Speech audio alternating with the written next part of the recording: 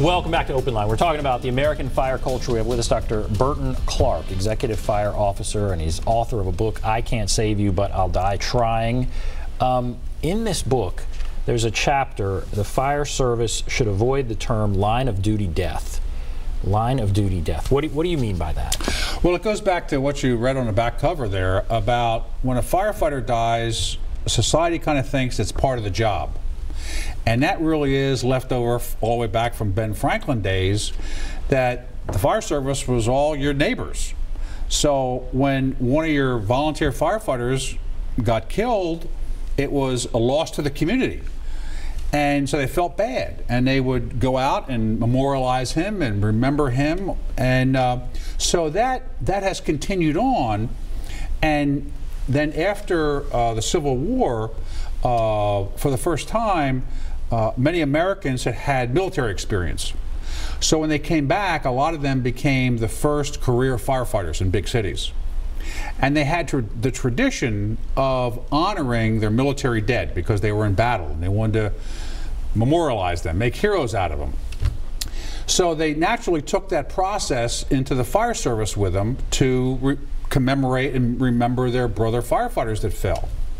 So we continued that process of honoring them, and that's okay. I don't want to do away with that, but by doing that, by calling their death a line of duty death, I think that kind of tells us they're supposed to die doing their job. And sometimes they refer to firefighters or compare firefighters to soldiers. One of the most controversial statements I ever made was that when we compare a firefighter death to a soldier's death, we really are insulting the soldier. Because being a soldier, protecting your country, that's a totally different thing than what firefighters do. And I was never a soldier, I was never in the military, but I didn't think that was fair to the soldier, because they are going out and someone is actually trying to harm them purposefully. When I'm a firefighter, people aren't really trying to harm me, unless it's an arson fire or it's a crime kind of thing and somebody's going to but what I do is physics and chemistry, and I'm going there to help people, and if I do die, I'm not supposed to. It's an occupational fatality. So my recommendation in that article is that we need to change the title to occupational fatalities, because the fundamental principle in the occupational safety field is that employees are not supposed to be hurt and injured, and the employer is responsible.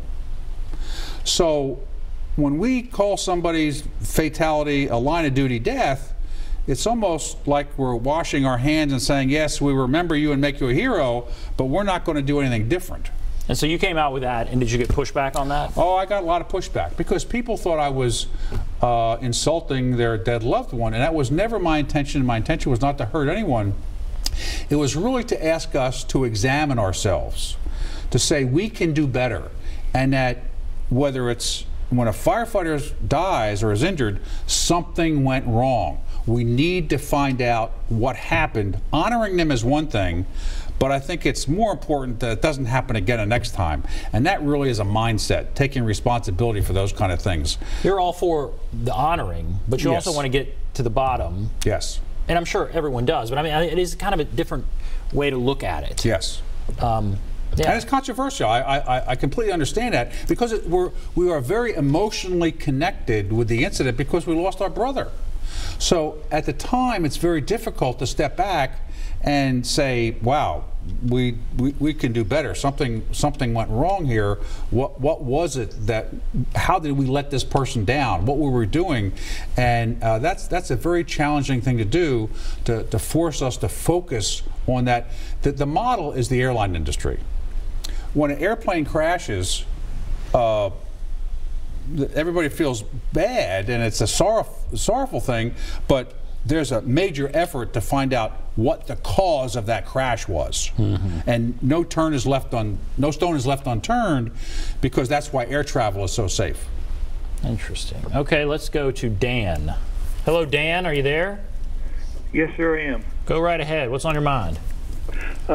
First, I apologize if I'm off topic. I just started watching a show about 10 minutes ago, but my question has to do with smoke detectors in the home.